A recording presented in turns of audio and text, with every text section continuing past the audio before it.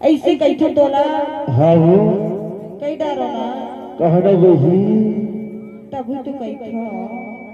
वही से देखो जाना ताक बिना दिन बांदर ला बजाए हाँ तब बाहु के रोज पैरी ला बजावत आए होगा ऐसे हाँ हाँ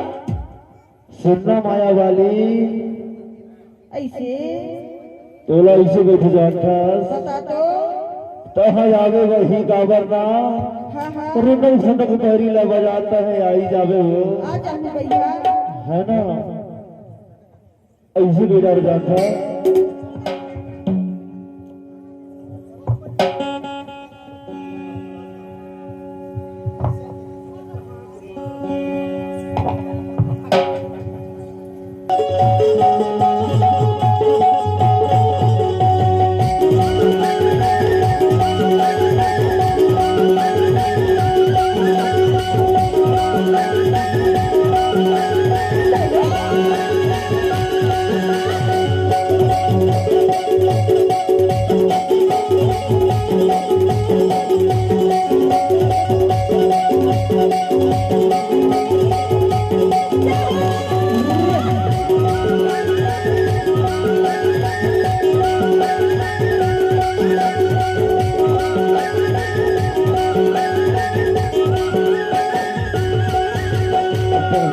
रिंगो रिंगो हाथ है बोला तो है वो हाथ है बोला तो रिंगो रिंगो